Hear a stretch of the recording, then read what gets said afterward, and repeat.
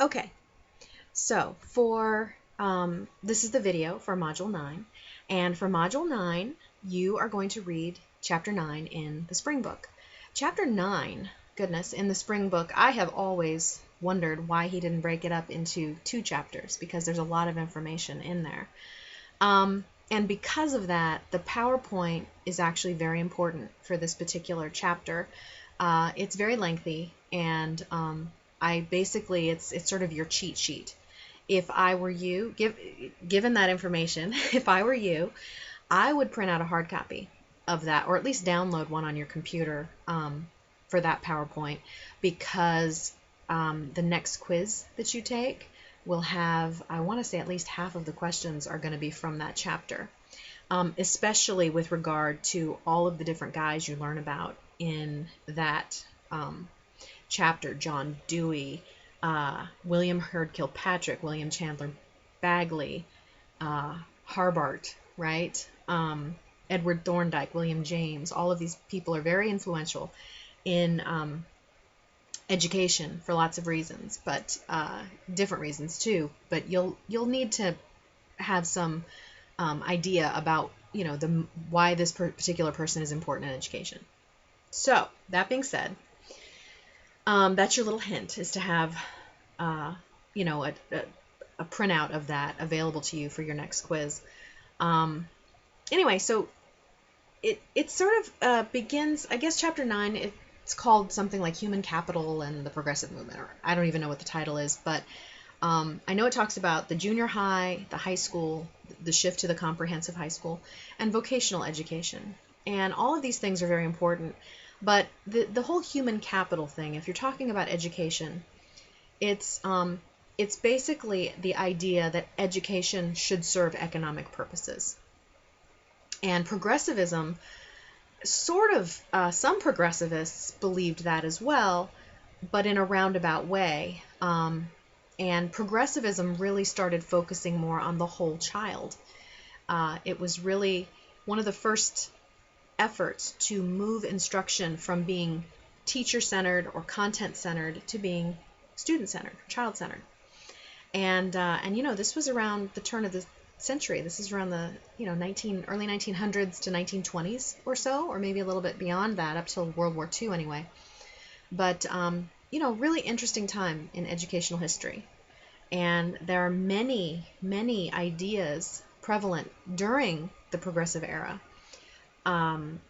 when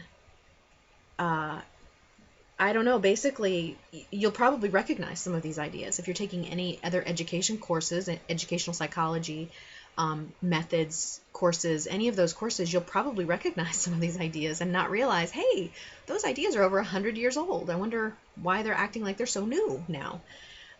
Because they're not. So, again, we like to recycle a lot of things in education. So anyway, a couple of important ideas here are that the comprehensive high school becomes the main way to deal with high school.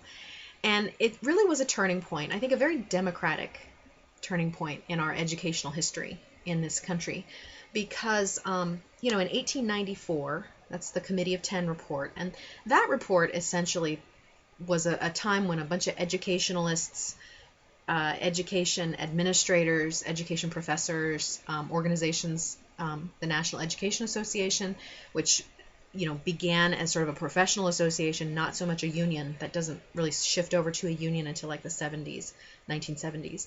But so all of these people who are involved in education, wanting to make it better, get together and have to decide, with the higher enrollments of students going into high school now, they have to decide, should what we do in high school, because high school was really intended for kids who are going to college. Now you've got a lot more population of just all kinds of kids, lower class kids, poverty kids, lower middle class kids, working class kids going to high school. So they have to ask the question, should high school only be preparing children for college, like it has been kind of up till now, or should it just be for preparing students for life? I mean, I'm not really sure how that's different. College is life, I suppose, for some of us. I don't know. But anyway, that's the thing. And what they basically decide is that it would be undemocratic to not have all students exposed and have the opportunity to take all levels of curriculum.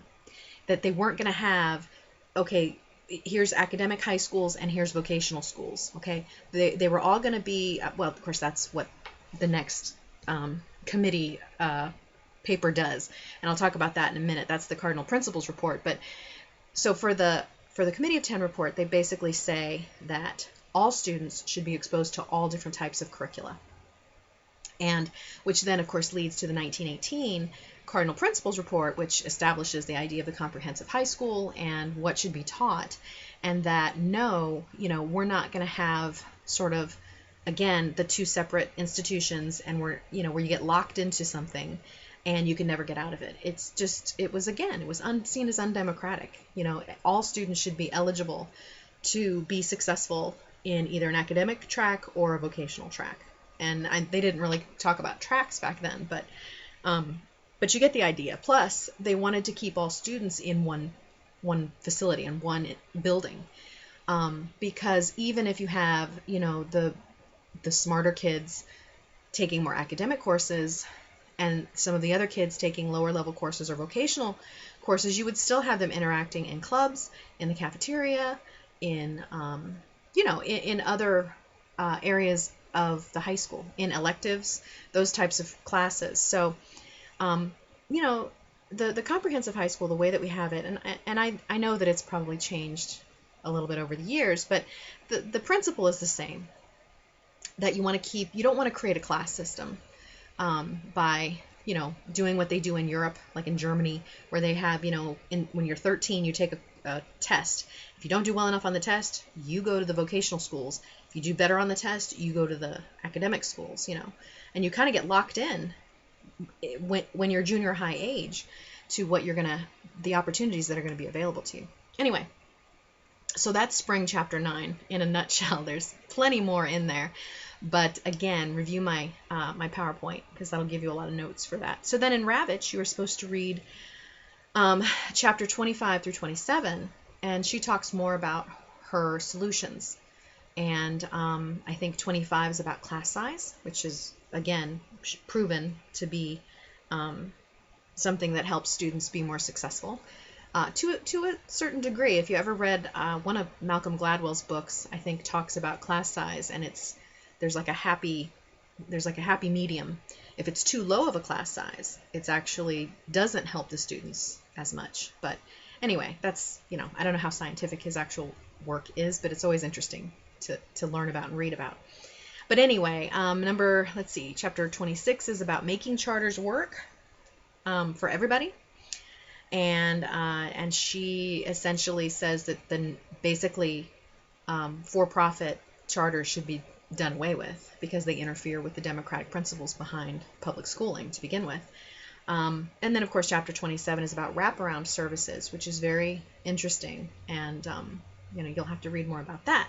So then I've included also just a little presentation in it's in a PDF form, and it's called Teaching Will Change Your Life, and it's just a little introduction to me and what my teaching career was all about and what I did. And I guess in a way it's my sort of pep talk we end up criticizing the educational system in this class quite a bit. We focus on a lot of the criticisms and what is wrong with teaching, and I know many of you are prospective teachers, so obviously I want to throw in some good things too about teaching. It's a very worthwhile experience, a very worthwhile profession, and I don't feel like I would be doing it justice if I didn't, give you a little bit of a pep talk about it. So that is just, again, it's just my way of sharing some of my own experiences about teaching. And then, so then you'll move on and you'll do journal number 5 and the discussion prompt, which is, I think it's about Ravitch this time around. And I can't remember what journal number 5 is about, but you'll figure that out. And then let's see, continue working on your research paper. Most of you have emailed me about what you want your topic to be, and I've tried to help you narrow it a bit if it was too broad, or maybe give you some ideas about what direction you could go with it. But if you haven't, and you're still considering what you want your research topic to be, please make sure that you contact me, and I'd be happy to help in that manner, because it's going to be due in a couple of I don't know, 3 or 4 weeks now. So make sure you're working on that. All right, so email me if you have any questions, and I will see you in Module 10.